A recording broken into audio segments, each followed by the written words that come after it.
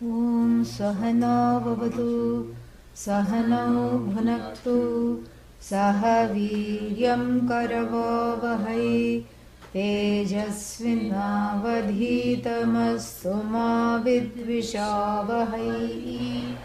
Om Shanti Shanti Shanti.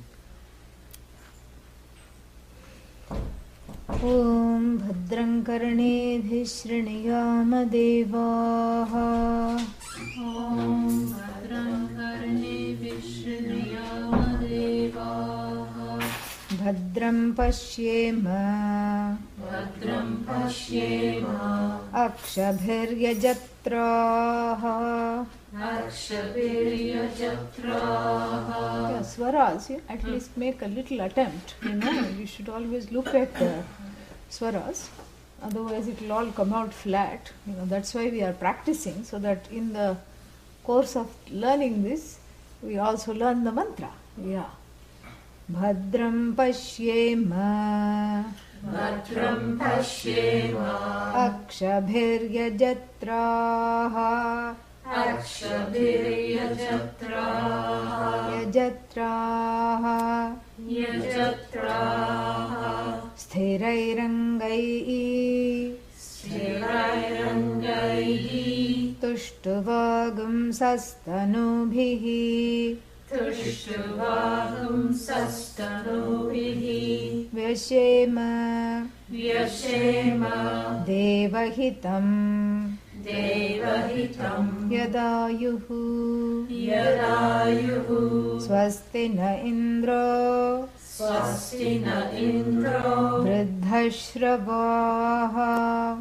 Vriddhashravaha. Swasti nः Pusa. Swasti nः Pusa. Vishvavedaः. Vishvavedaः. Swasti nastarक्ष्यो. Swasti nastarक्ष्यो. Arishtanemihi. Arishtanemihi. Swasti no. Swasti no. Brihaspatirdadhatu. Brihaspatirdadhatu. Om Shanti Shanti Shanti. Om Brahma Devanam. Om Brahma Devanam. Prathamas Sambabhuva. Prathamas Sambabhuva. Vishvasya Karta. Vishvasya Karta. Bhuvanasya Gopta. Bhuvanasya Gopta. Sabrahma Vidyam. Sabrahma Vidyam. Sarva Vidya Pratishtham. Sarva Vidya Pratishtham. Atharvaya. Atharvaya. Jyeshtaputraya Praha. Jyeshtaputraya Praha.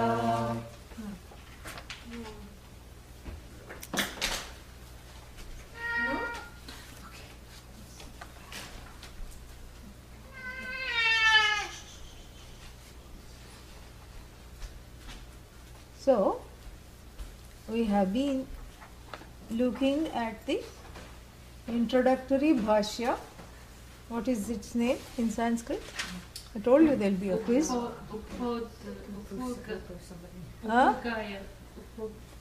I told you. Upodghata. Udghata to open. Upa udghata. Yeah. Upodghata bhashya means introductory bhashya. Yeah. What else did I say there will be a quiz on? No, that is done. Nice try, but that is done. So what are the anubandha? What is anubandha? Anubandha chatushtayam. What is the meaning of anubandha chatushtayam? Then we will. Yeah. What is the meaning of that? The rubric. The particular matrix with which we look at the integrity of a particular body of knowledge, such as the Veda, the entire Veda here, because the Anubandha Chatushtaya applies to all the first part and the third part. So this is, and the second part. So therefore, the Anubandha Chatushtaya is a rubric, is a set of criteria that is applied to test the integrity of a particular body of knowledge. And these consist of Vishaya. What does Vishaya mean? The subject matter. The subject matter. Then Adhikari. Adhikari means Who's being addressed? the one who is the audience that is being addressed, to whom the Vishaya matters, to whom the Vishaya is relevant. Yes, and then Why should this matter? yeah, why should this matter? What is it called in Sanskrit? Prayojanam. Prayojanam. Yeah. See, all this, see, there is one thing we should know, because I don't know how much time we have to. The point is not to go into grammar, but this small thing we should know. That there is an suffix called lut. Okay? We had a little interlude with lut in our Panini week. Correct? And so this lut is a suffix. You know, yuj is the dhatu. Dhatu means the root verb. Yuj. Pra plus yuj. Pra is a, affix, a prefix. Pra means very well done, forcefully done, specifically done. So, pra plus yuj, correct? Plus lut. Then what happens to lut? So first we have to remove all the eighth letters, correct? So in lut, what is an eighth letter? Ta is a eighth letter. How does that go? Which sutra? Halantyam. Very good. Okay. And then what else is an eighth letter? In lut? Huh? L is a eighth letter. Why? By which sutra? We have studied it in length. It's in Adi Sutra. Yeah, it is an Adi Sutra. Very good. Why? Because La comes in the beginning. So it's an Adi Sutra. Yeah. Which one? Which one? Huh? The one applies to. Huh? Lashak Patadhite. So the Lakara, La, Sha and Kavarga. All of them coming in the beginning have to go. So then Ta has gone, The end has gone, the beginning has gone. What is left? Nothing, right? U is left. Huh? U. Really? No. That's all is left? What was the suffix? Lut. Not lut, lut. Lut. Huh? Not lute, lut. Lut. Huh? So what is left? Yeah. Only No. ya? And you. What is left? Okay, we'll go through the taking out process again. Yeah, I don't want to make it a Panini class, so bear this in mind. And the last Panini week was only recently. Bear that also in mind. And keeping these two in mind, let us go and remove the letters that do not belong in this suffix again. Okay? Lut. What goes? Two goes Yeah. By which sutra? by Havan. Halantyam. So what is left now? You. Lu is left. You. Okay, very good. Then what else goes? La goes. La goes by which sutra?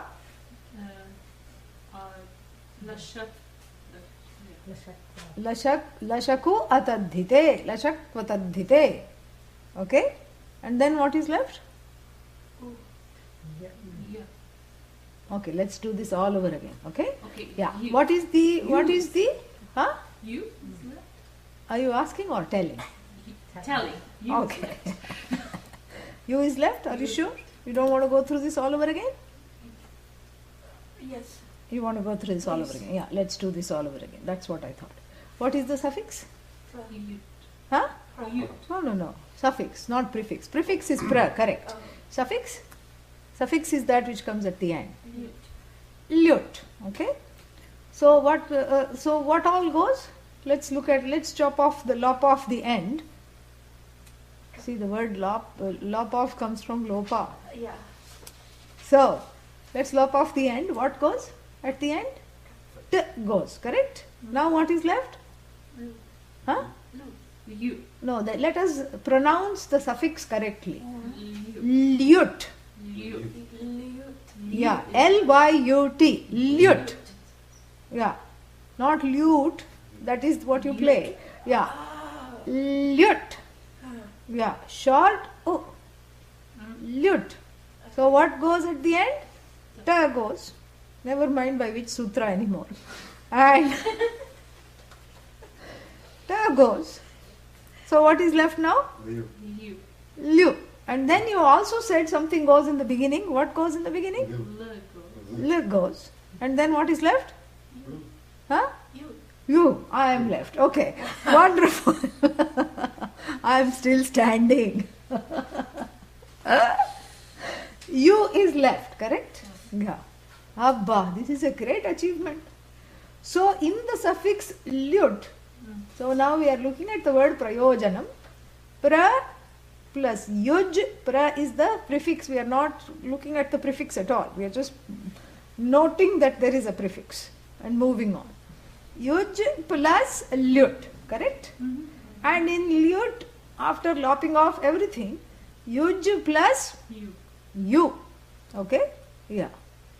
And that causes guna. What is the guna for you? Yo. Yo. Yuj becomes? Yo. Yuj becomes? Yoj. So yoj plus you. Correct? Yeah.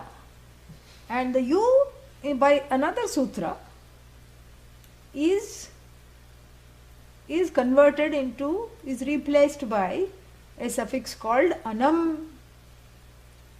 Never mind which sutra again. Yoj plus you, the you is replaced by anam. Anam. Yeah. Very nice. And this is very important. That is why I am taking the time. Yeah, there is something there to be mentioned. We are not going to split words, but except in this particular occasion, there is a reason, and I'll tell you why presently. So yoj plus anam, yoj plus you becomes yoj plus anam. Yoj plus anam, Yojana. pra plus yoj plus anam. Prayojanam. Don't you feel a sense of accomplishment? Ah, that's not the whole point, that's partly the point. So, prayojanam, correct? Sadhanam, pramanam. Exactly. Pra plus ma to knowledge plus anam. And there is another small thing that happens, the na is converted into na for ease of pronunciation. Prashabhyam nonaha. And then, so therefore, so all these words that you constantly encounter are all lut words. That is why lut is something to get to know. Yes. Because that lut becomes anam. Correct? And then when that anam takes place, then you have words like sadhanam, karanam. What else? Prayojanam. Then pramanam. Right? So this is all, these are the everyday words that we use are all made up like this. This suffix called anam. Very interesting. Even more interesting is the fact that the anam suffix is used in many different forms. There is one sutra, I'm probably massacring it, but it's lutaha bahulyam or something like that, that this lut is a very tricky thing. It is used in many forms. Okay? Yeah. But the most common form is karane lut. Yeah, karana adhikaranayoho cha lut. There is one sutra. The cha, the lut is an anuvritti. Karana adhikaranayoho cha. That is a sutra. Now, karana means what? A means. Right? That's why sadhanam means. So that is used in the karana form. And then it's also used in adhikarana, means the location of, it's also used in the sense of location. So you see, there is this karana meaning predominates this lut, the world of lut. We saw this briefly without the sutras when, a long time ago, when we were studying Bhashya for, because what other Bhashya have we studied, Yeah, when we saw the Bhashya for Taittiriya Upanishad, then we saw this briefly, for which word?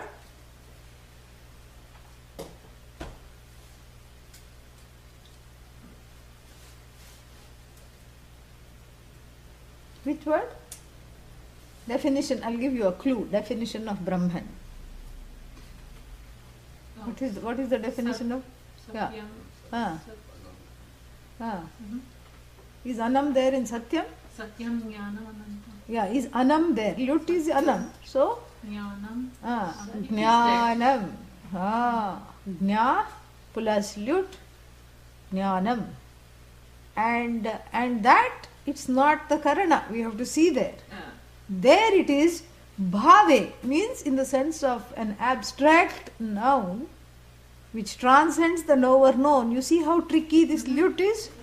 That's why we are spending a little time, because in this bhashya, in any bhashya, we will be meeting luts of various forms. But the karane is the one that is a predominant. Karane means because of something. The lut that is used as a means. Like that's why pramanam means means of knowledge, because the karane is there. That lut is there in that sense. Okay? Yeah. So prayojanam we saw. So adhikari, prayojanam, vishaya, and what is the last one in Anubandha Chatushtaya? Sambandha means what? How all these things relate to each other. How the purpose and the subject matter relate to each other. How the adhikari and the subject matter relate to each other. How the, how the book and the subject matter relate to each other. And how the lineage and the subject matter and the lineage and the purpose, everything, how everything is tied together.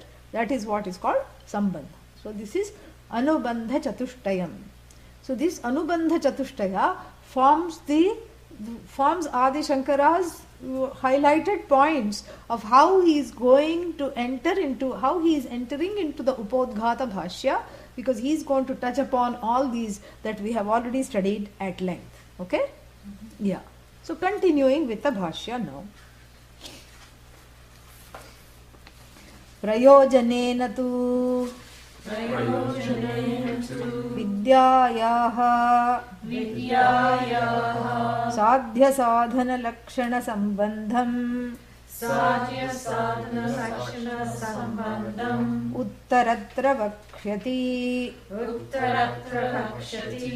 भिद्यते हृदय ग्रंथिः इत्यादिना. Yeah. So, prayojanena tu. Prayojana, we saw, third case, prayojanena. And here it means by way of prayojana, by way of what is the purpose of this knowledge, or the goal of this knowledge, the goal of the subject matter, which is this knowledge. And always catch hold of the verb. What is the verb? Anything that ends in some... ti, correct, yeah. Vakshyati. Vakshyati, that is the verb. From vach, to speak, future tense. Yeah, vakshyati means vach, to speak, plus future tense, simple future tense. Yeah, it will speak. She will speak, the Upanishad. Yeah, she will speak. Who will speak? Upanishad herself will speak. Upanishad is going to say, in other words. So what will she say? She will say later on, in a faraway mantra, 2 to 8. And what is she going to say? Vidyate hridaya granthi ityadi. She's not going to say ityadi. Adi Shankara is saying ityadi. She's not going to say that. We are saying that. Adi Shankara is saying that. Iti is a quote. Yeah, iti means many things. Iti means thus. Iti means quote. So here it means thus. Quoted, duly noted. And what is this quote? Vidyate hridaya granthihi. Repeat. Vidyate hridaya granthihi. Chidyante sarva samshayaha. Chidyante samshayaha. Kshiyante cha. Kshiyante cha. Asya karmani. Asya karmani. Tasmin drishte. Tasmin drishte. Paravare. Paravare. That is the whole quote. And he doesn't want to put the whole quote. Why? Because as I said, he already assumes you have read the Upanishad. You have not just studied the entire blessed Upanishad. And here you are just wanting to enter into his commentary, and therefore you are studying it in detail. That's all. So he assumes you have already studied this mantra, which gives the purpose of the entire Upanishad or the entire Brahma Vidya. And what is the purpose of the entire Brahma Vidya? The heart knot is torn asunder. Vidyate hridaya granthihi. What is the heart knot? What is the heart of this whole matter? Ignorance. So ignorance is torn asunder. Ignorance sits in the heart, because in the heart is felt the effects of ignorance, fear and sorrow, puk and all this crying feeling. Yeah, there is a knot in the heart, this tightness, this lump, etc. So the figurative heart, the knot is torn asunder. Kshiyante, no, what is that? Chidyate sarva samshayaha. All the doubts disperse. Doubts regarding the self, doubt regarding the non-self, doubts regarding the confusion between the self and the non-self. All kinds of doubts. Baby doubts, big doubts, in between wala doubts. Disperse like the fog. And then all the karmas disappear. Prarabdha karma, tata. And then what? Sanchita karma, what is that? Nothing. And then agami karma, no agami karma. All the karmas are gone from the account of the person who has taken account of this self-knowledge. This is the promise. And the promise is not an empty promise. You believe in something and you will go to heaven. It is got a connection. It is a connected promise. And what is the connection? The study of this Vishaya gives this Prayojana, that is the Sambandha, to a particular Adhikari. Who is this Adhikari? Yeah. Very good answer, me. Very nice.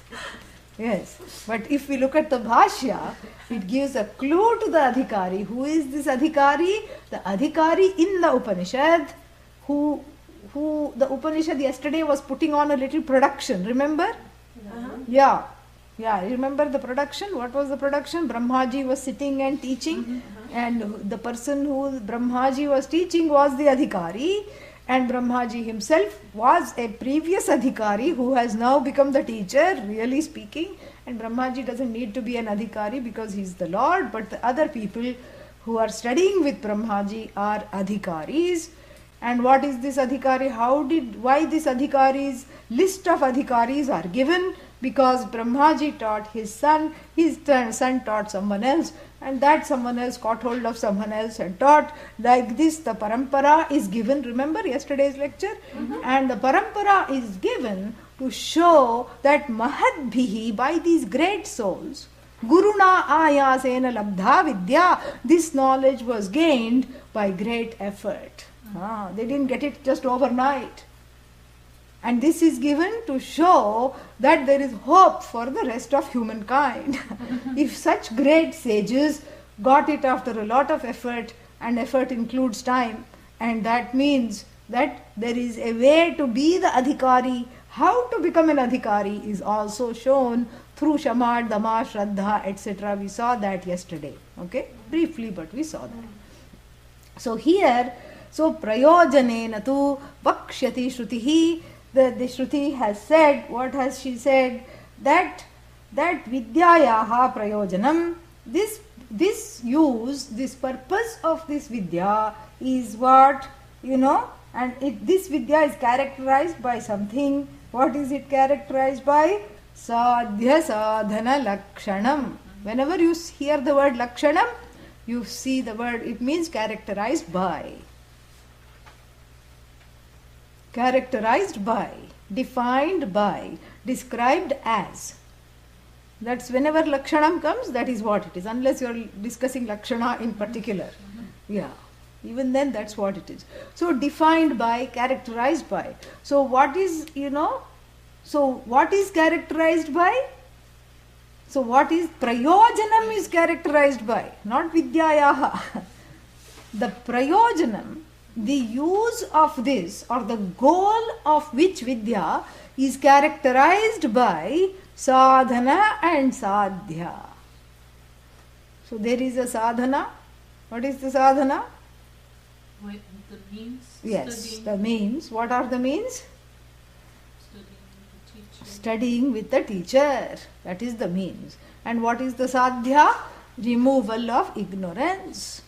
So the connection for gaining this knowledge, meaning what is the purpose for gaining this knowledge has been, the purpose for which knowledge has been characterized by the means and the goals in the form of the study and the removal of self-ignorance.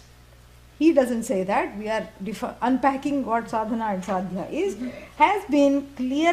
is going to be clearly elucidated in Vidyate Hridaya Grantihi, etc., which we just studied. Okay? Is this much clear?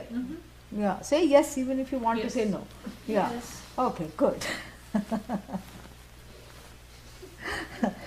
Atra Atra cha cha aparashabdavacyayam Aparashabdavachyayam Rigvedadi Rigvedadi Lakshanayam Lakshanayam Vidhi Pratishedha Vidhi Pratisheda Matra Matra Parayam Parayam Vidyayam Vidyayam Samsara Samsara Karana Karana Avidyadi Avidyadi Dosha Dosha Nivartakatvam Nivartakatvam Nastiti Nastiti Swayameva Swayameva Uktva Uktva Parapara Parapara Vidyabheda Vidyabhedaka No, wait. Is there a part of Veda? Does it say Parapara iti? Yeah? Okay, the Parapareti? Wait, no, sorry. Parapara Okay, so there is no Parapareti? No. Okay, here this has Parapareti, that's why I was a little, yeah.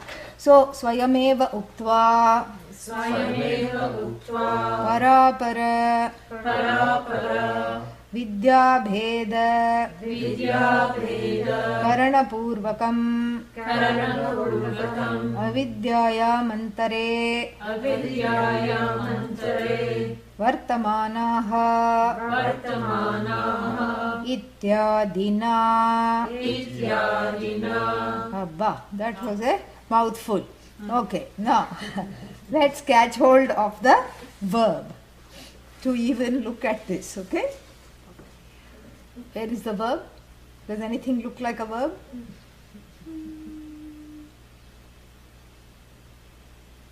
Anything looks verbish? Huh?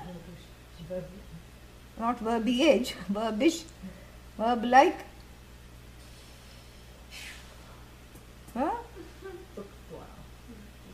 Uktva, yeah, but that is not, that is lyap, ktva, lyap, no. Anything that looks like a straightforward verb, look for ti ending. Nashati. Look for ti. Nashati. Nasti, very good. Nasti is asti is the verb, very good. And of course that asti is very difficult to see, because it comes in the form of nasti, and not only that, after that there is iti added to the nasti iti. So remove iti. Iti means it's a thus, it means thus. Na also you remove. Asti. Asti means what? Is. Very good. Is the verb. But then it comes with na. So what is the verb here? Not is. In other words, is not. Okay? Is not is the verb. So what isn't? Kim nasti. Then nivartakatvam. Let us look at the thing that is immediately next to, adjacent to nasti. Nivartakatvam nasti. Yeah, nivartakatvam is not there. Nivartakatvam means what? Ni plus vrit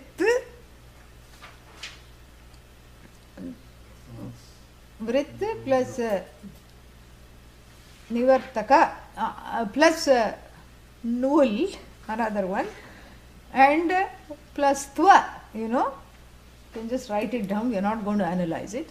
So ni means it's a subject, it's a prefix ni, not the Upanishad ni, but it's a negative prefix, or you can say it's a negative prefix, and then vrit is the root here,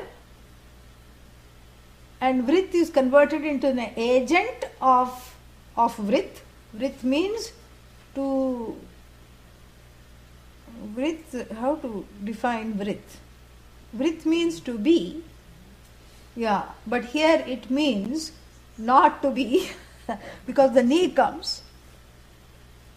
So the agent of not being here means the agent of removal. Not being means removing. So the agent of removal. So, and whenever the tva comes, tva or ta, that makes it into an abstract noun in terms of the status. So that which has the status of being the agent of removal. Abba. That which has the status of being the agent of removing. And nasti, it is said, that which does not have the status of being the agent of removing. Ayyabba. Removing what?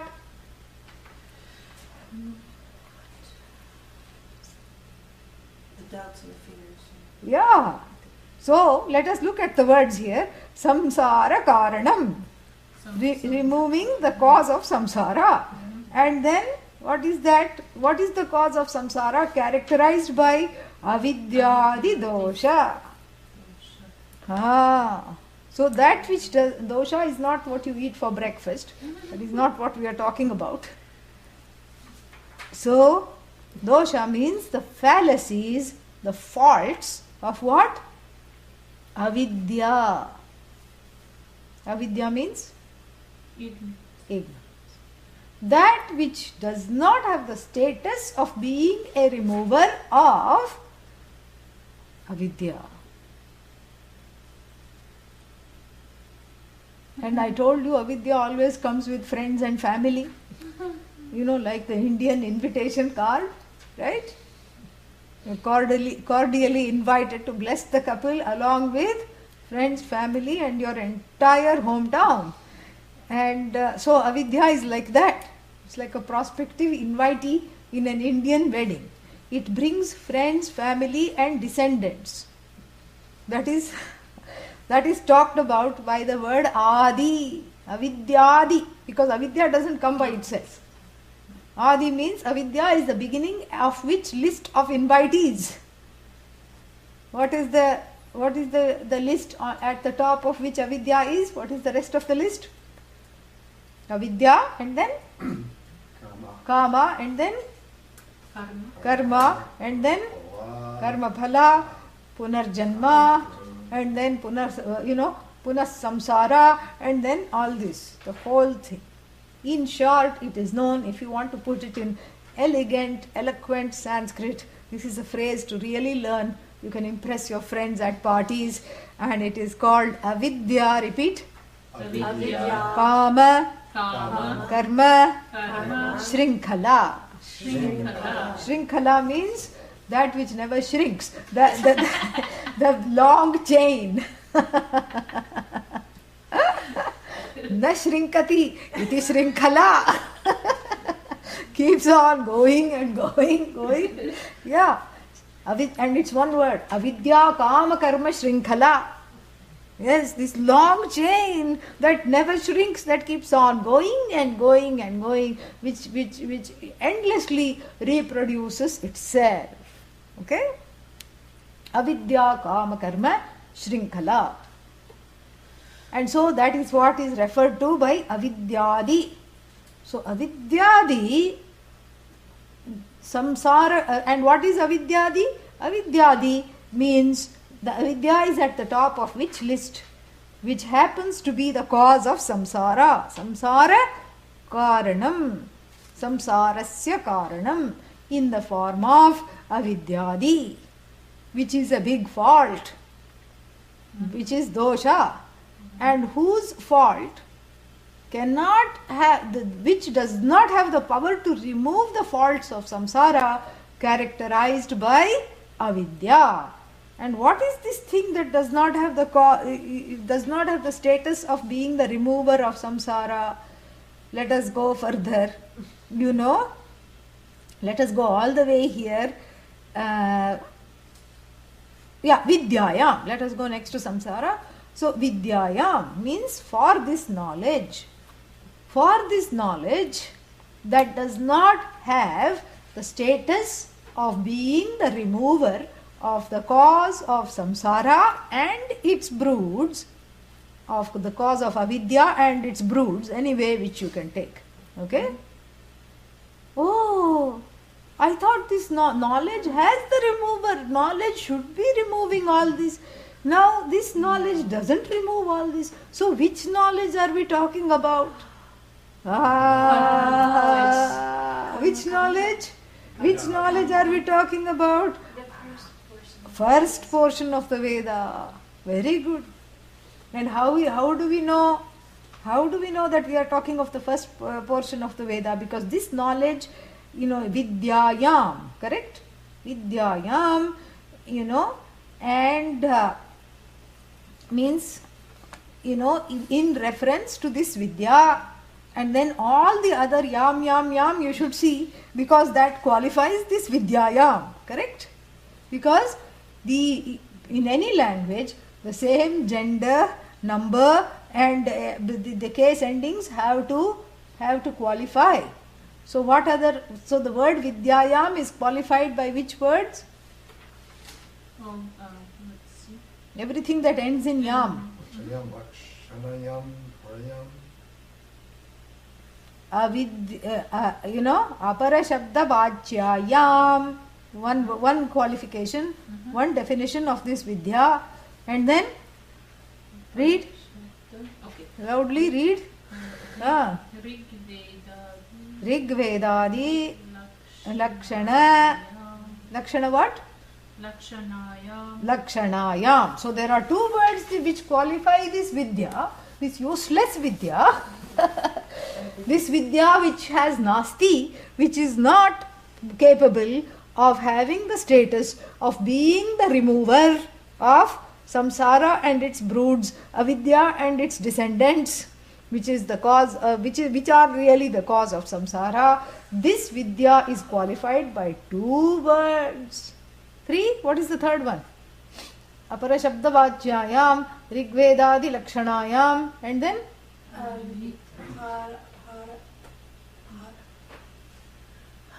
slowly. Lakshana parayam. Or another one. There are three words.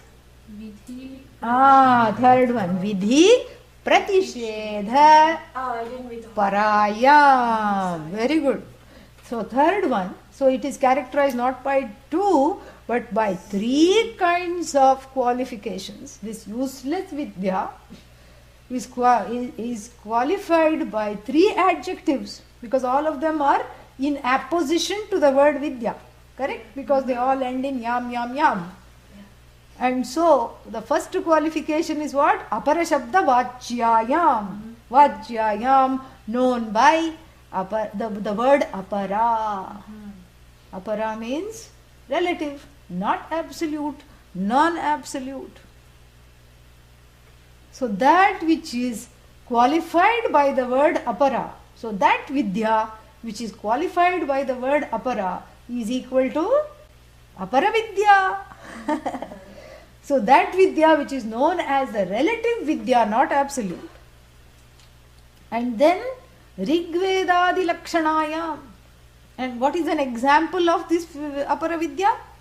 The first portion. of First Rigveda. portion. No, yeah, exactly. Not just the first portion, everything. Which is, it's going to be a little shocker. Yeah, there's going to be a little shocker there. I don't want to give it away, because we thrive on suspense. And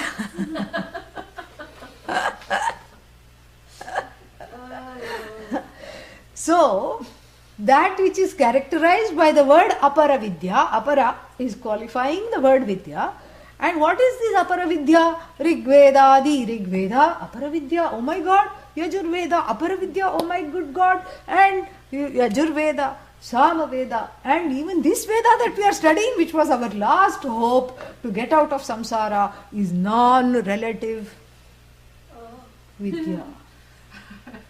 Ayyo, shall we take a break now itself? Because what's the point of going further? You feel like holding the head in the hand. You feel like mourning. Because what is, here yesterday, between yesterday and today, I did everything to gain adhikaritvam. Because having found out yesterday that I had to gain adhikaritvam, yesterday I made a great attempt to eat vegetarian, at least for yesterday, and then to keep maunam most of the time, to not say things that should not be said, and then to develop titiksha, and to have samadhanam, single-minded focus. So I kept thinking of the class and all these things, and then I said, oh, I really have to get Shraddha, and yesterday I messed up on the timing and logged in late, so I have listened to the correct time, and now I am going to really, with full steam, now I am a newly minted adhikari, studying the Atharvana Veda, along with Brahmaji and all these exalted souls.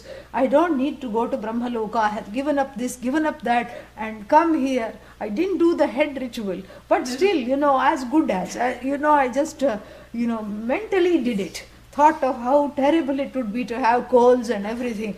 Gave up everything. And here I am, the newly minted adhikari, who's been given a big heart attack. And what is this heart attack? Rigveda is non-relative knowledge. I am in search of para. Para means the absolute. I want Paravidya. And instead of Paravidya, what am I being told? That this Atharva Upanishad is what? Aparavidya. What to do?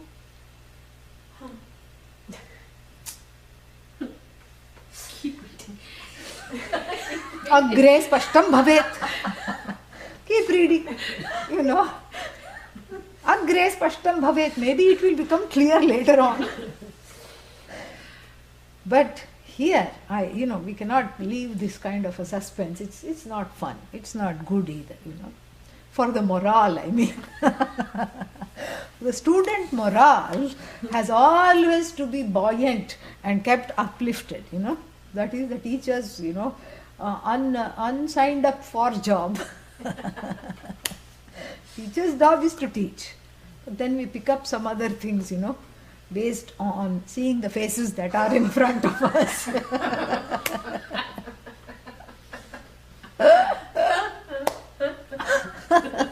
a big job. So it comes along with the territory. And when we learn it from the Upanishad herself, when she breaks into jokes, when she breaks into stories, when she breaks, period, when to stop teaching, when to tell a story, all this we learn from her only. She is the master teacher. And so, this Upanishad This is giving a little, of course Adi Shankara is assuming that he has studied. We have studied this Upanishad, so let's not disappoint him. And let's pretend as though we have studied by taking a look into this. What is this Aparavidya and Paravidya business? And we'll be reading this in detail. So I'm just going to give you a little synopsis, a gist of what is to come. A student goes to the teacher in this Upanishad. The name of the student is Shaunaka. Shaunaka goes to Angiras and says, Kasminnu bhagavo vijñāte sarvam vijñātam iva bhavati. What is that thing? What is that knowledge? Knowing which everything is as good as known. And now we know that Upanishad likes this question a lot, because there is a abiding refrain in all the Upanishads of a similar kind of a, question. We saw this is how Shvetashvatara begins. This is how, in a way, Kathopanishad also has this question. We have this question even in the Mundaka and in Chandogya. Everywhere we have this same question. Similar question. What is the question? Knowing what will everything come to be known, as well as known. And so the assumption behind the question is that there must be one thing alone which is like the master key to decode this entire universe of names and forms. And that question itself begs a lot of emotional maturity, and which all these askers of these exalted sages who were the askers of these and other similar questions already had. So that emotional maturity means that one has already come to an understanding of the oneness of everything, and this oneness of everything, which is as it were scattered by the presence of multiple names and forms, has actually a secret. What is the secret? That secret means to permeate these names and forms while not needing to annihilate them. To how to decode the secrets of these multiple names and forms without needing to destroy them, because you cannot destroy them. They are what is called Ishvara Srishti. They were there before you came, and trust me, they are going to be there a long time after everyone leaves. Doomsday predictions notwithstanding, they are going to be there. And so that means what? That I cannot destroy the names and forms, and yet I know everything is one. So how to transcend, or how to look at the content of the names and forms, and how to transcend the names and forms while even looking at their truth as that one thing that permeates the whole universe, like even the wood that informs the table, the chair, the sawdust, and sometimes the sawdust that is here, and so how is that same? So when I say touch wood, to give Swamiji's example, when I say touch wood, I'm not saying touch table, I'm not saying touch chair handle, I'm not saying touch desk, I'm not saying touch sawdust, I'm saying what? Touch wood. I have seen the wood through and through, all the wooden forms. And sometimes even if something is made of metal and touch wood, I'm doing a wonderful kind of superimposition and transcendence at once. This is very interesting. So I'm superimposing the wood that is not there, as it were, and then I'm dismissing both the wood and the metal that I touch. Very fantastic this is. And so here, when I say touch wood, I'm not touching the chair handle. I have permeated the name and form called chair, chair handle, and all the grooves and the engraving on it, and the alankara, the embellishments, and I am touching the wood. So what do I need to touch? What is the equivalent of the wood in terms of this entire universe? What is it that I need to touch in order to say that I am touching the truth of the universe? Yourself. That is what you need to touch. And that which cannot be touched by any means, you have to touch, as it were, within quotes. So because it is already you, and that which cannot be objectified as the wood can. And so that which you need to touch is beyond touch. Oh, how am I to know this? It happens to be you. That's why. And it happens to be self-shining. It is already known. So it is not sadhya, it is siddha. Sadhya to be accomplished, siddha ever accomplished. And so this is what is called paravidya.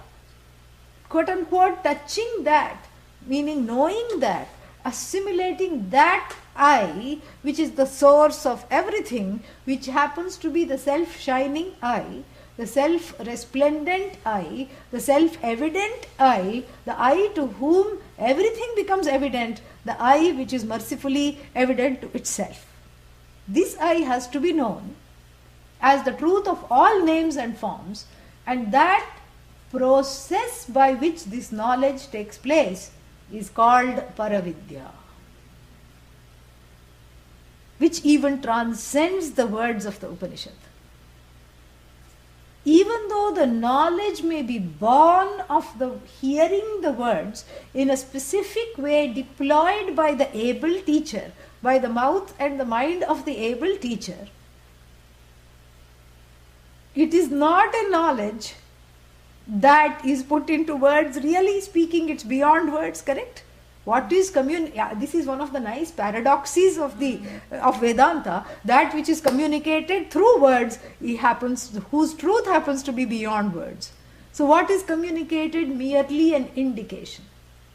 An indication is communicated, because that's why the Lakshana Vakyas are indicatory words. The indication is communicated, which is understood as the truth of myself, because the I is ever present and ever known.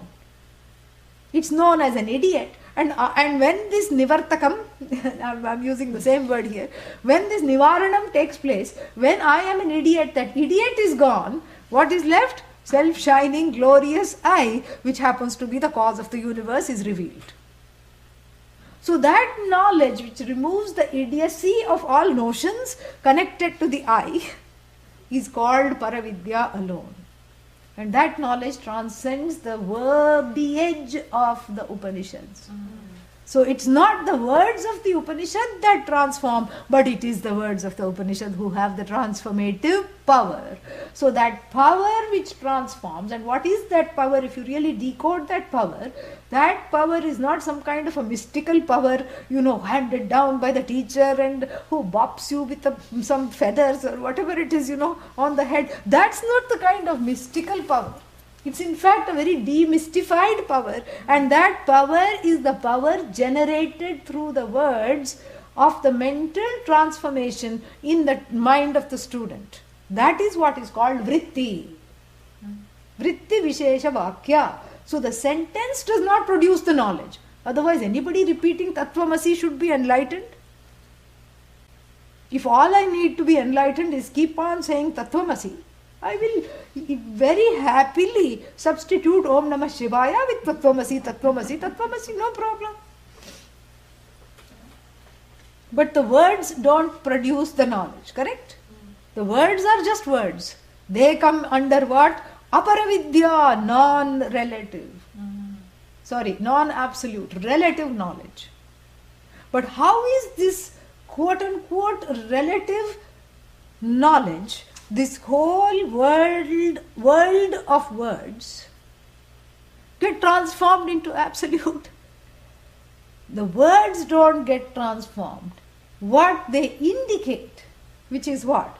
I, that gets transformed by shaking off all the notions that are attached to this I by the glue of ignorance.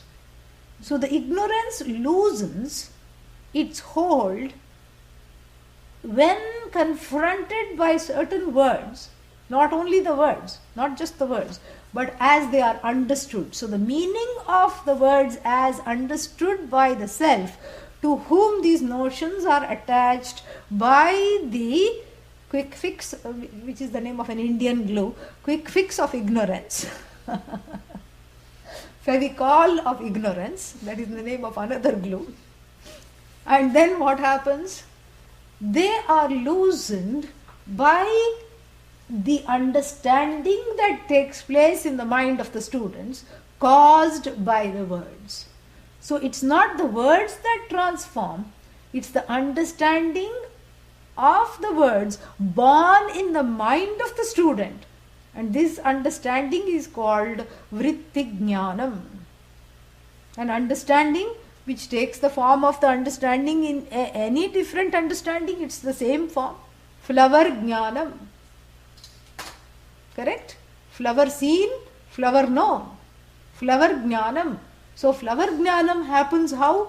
Flower vritti takes place, flower thought takes place. Even before I showed the flower, flower thought had already taken place. In all the clever minds.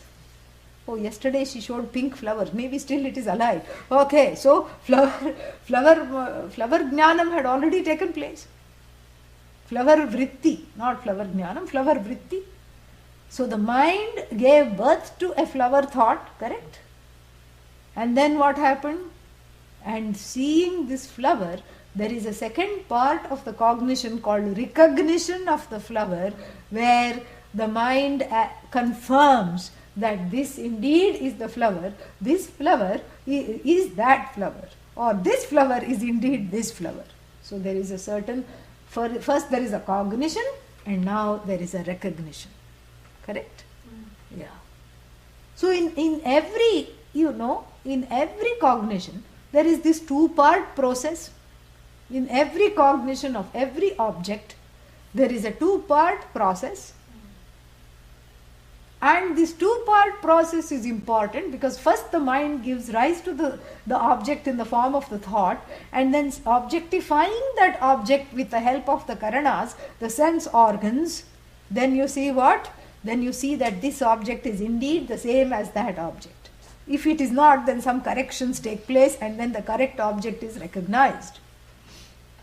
This is a two-part cognition that happens with relation to every object. But here we are not talking of the cognition of object. We are talking of the cognition of what? Subject. The subject which is not subject to objectification. So that which never becomes an object, how is that cognized? Is it cognized in the same way as, not the flower, orange? Is it cognized in the same way as this orange? Or this orange? No. What is the difference? Because I cannot see that as an object, even though that is what the means of knowledge, all the eyes, ears, etc. They keep wanting to do that, and that comes in the way of knowing the eye.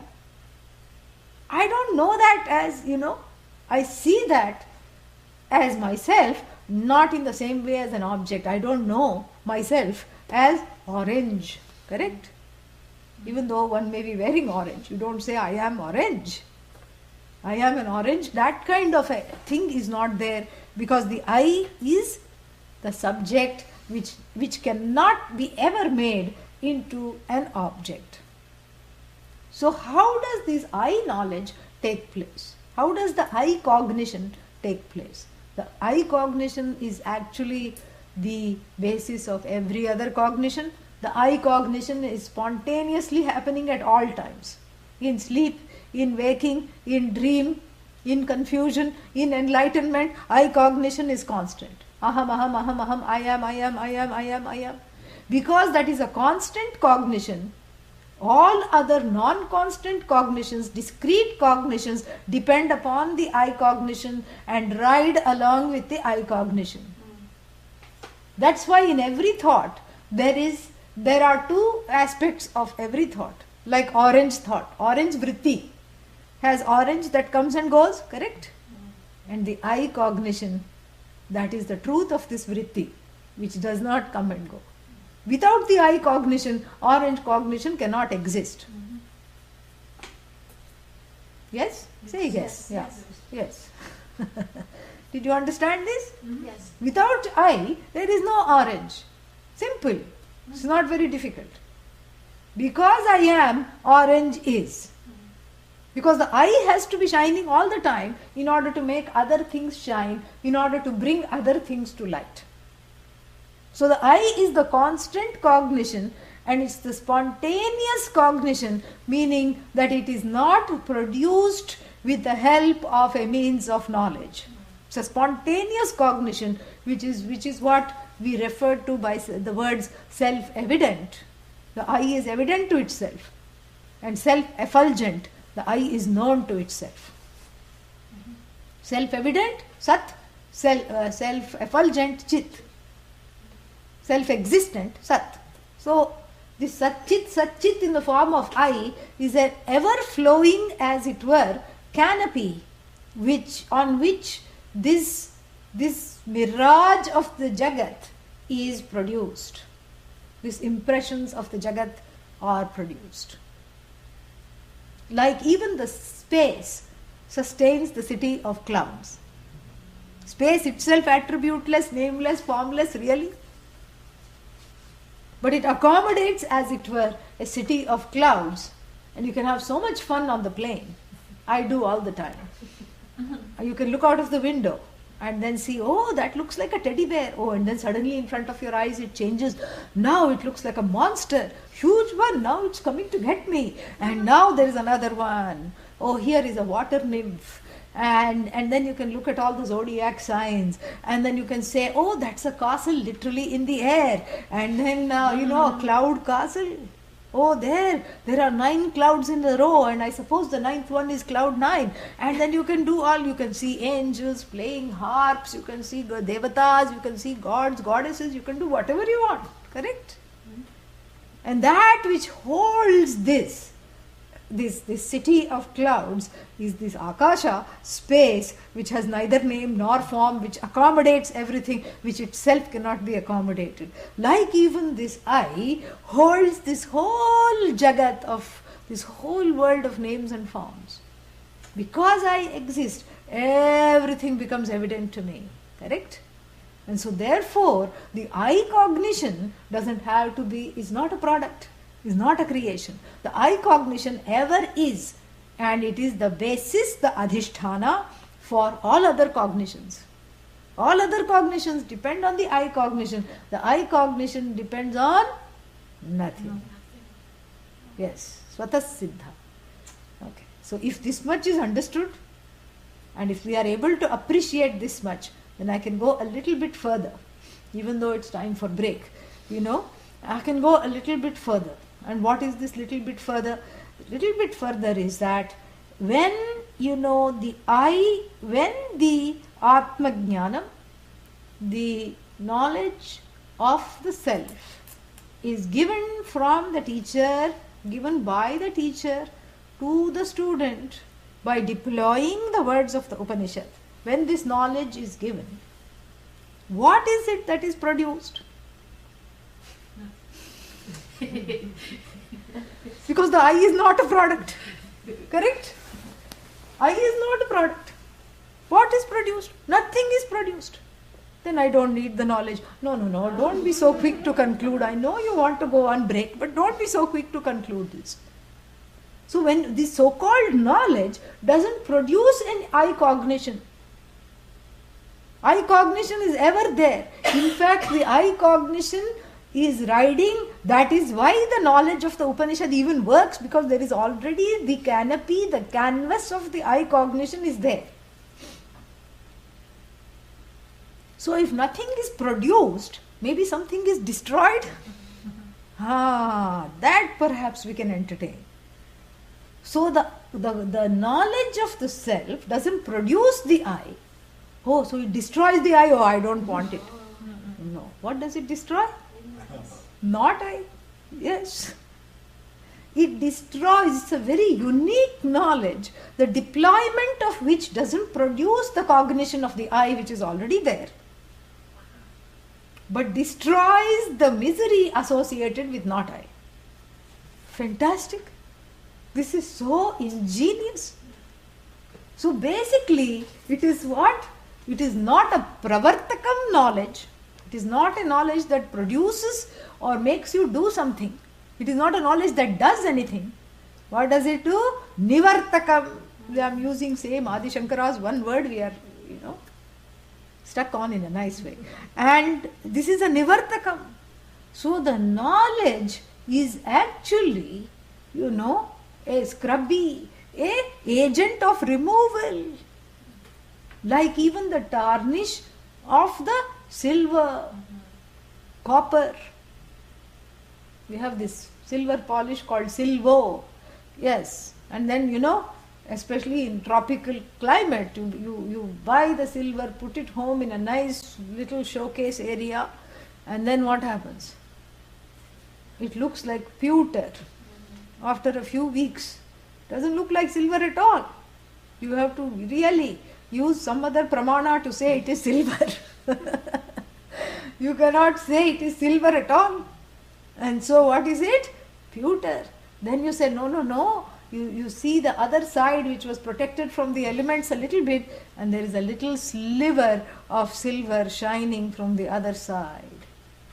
And that is the pramana that you use to say, perhaps the whole thing is silver. Then the silvo polish, which is a very toxic, horrible thing, smells horrible also. And then, you put some on a piece of cloth, soft cloth or a cotton ball, and then you scrub, rub, scrub, rub, scrub, rub for 12 years. Which is the student's life, Yeah.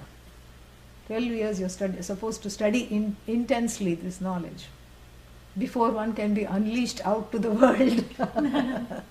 So, this is what it is. So, you rub and you scrub. So, now is the silver polish producing the silver? No, because the silver is already an existent thing.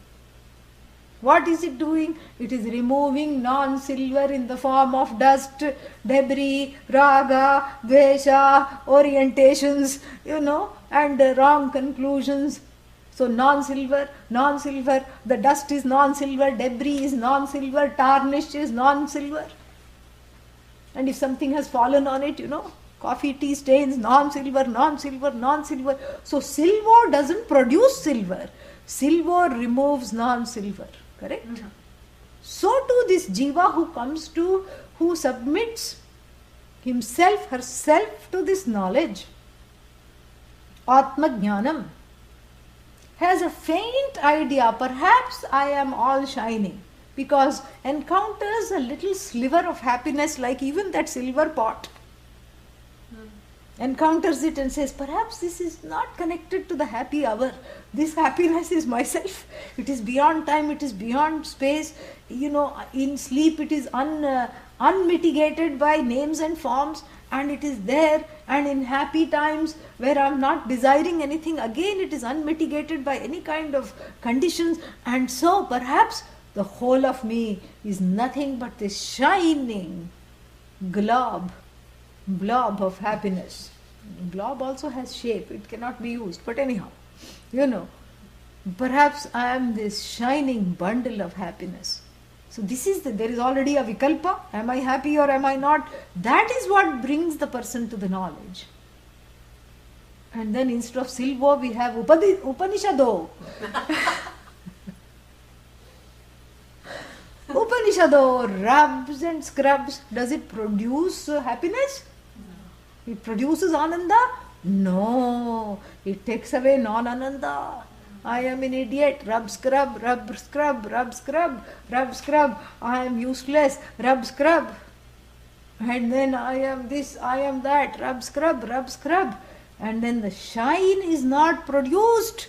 The shine was already there. The I is not produced. I am already there. Satchidananda, which is the definition of I, likewise is not a product. It is already there. So what is produced? Nothing. What is destroyed? Everything except the I. Like a dog who has a bath in the sea, in the ocean, comes to the shore, and much to the sorrow of the owner, comes right up to the owner and then proceeds to shake itself off vigorously, scattering all the waves and everything, in the wake of its shaking. Similarly, the person who has dipped into this notion of samsara, not the ocean here, notion, shakes himself, herself off, in the loving presence and the embrace of the Upanishad. And all that is, the not I is shaken off, the I remains, and that agent of shaking, that Upanishad, which is not really the Upanishad, it is that which happens in the presence of the Upanishad, when the words of the Upanishad have been heard and have been transformed into an agent of removal. That is what is called Paravidya. Everything else, including Upanishad, is Aparavidya. So Upanishado, Paravidya, what Upanishado does? Upanishado means that which it does is Paravidya. And then what? Everything else is Aparavidya. Is this clear? Say yes. Yes. Because even if it's not clear, we'll be revisiting it later. Okay? Not after the break, after a few, when we come to that particular portion at the beginning of the Upanishad itself. We will be revisiting it. So even if it's somehow vaguely understood, just enjoy it. This is just fantastic. Okay? So let's come back after 15-20 minutes. 15. Om Purnamadah Purnamidam Purnat Purnamudachyate Purnasya Purnamadaya Purnameva Vashishyate. Om Shanti Shanti Shanti Harihi Om Shri Gurubhyo Namaha Harihi Om.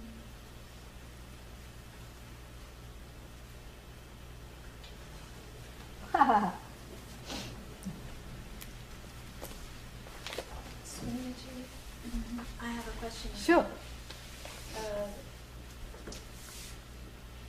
If the mind first cognizes some subject, Yeah. Some subject, like let's say an fire. object. Yeah. Object, sorry. Yeah. What if the mind doesn't know the object? That's a good question. How does the mind cognize something that it doesn't know? Like even a baby. If baby doesn't know orange and baby sees orange, how does it cognize it? It says, it doesn't say, it can't talk obviously, but it thinks, sounds like, looks like. So it will try to cognize it using the means of knowledge called upama, simile. It deploys, even without knowing it, the means of knowledge called simile. Yeah. So even if you see a Martian, first time from Mars, let's say they hitch a ride on that, what is that? Curiosity, out of curiosity. They hitch a ride and Martian comes on Curiosity rover with a roving Curiosity and they don't know this orange. Then they will look at a red rock in Mars. This will remind them of an orange rock in Mars. They will say, oh, this is like the rock. But then you can peel it and say, okay, unlike that, you can eat this, provided they have a mouth. You don't know what they look like. So this is what you can, and so when you cognize an object for the first time, there is never really a first time because it's never the first object, really speaking, and you cannot really trace the moment of cognition of the first object, and so therefore it will always be like something else. And seeing as, even if you can cognize let's say you were aware enough to cognize, this is the first object I am cognizing, even if you were aware of that, it will still look like something else that you have encountered from the ragadveshas of the past. And the ragadveshas are carried, you see, so there is never really a first cognition. It's a series of cognition. And the subject cognition is different from the object cognition because the subject cognition is based on the spontaneous continuity of the presence that can never be negated. Whereas the object is always transforming and can always be negated.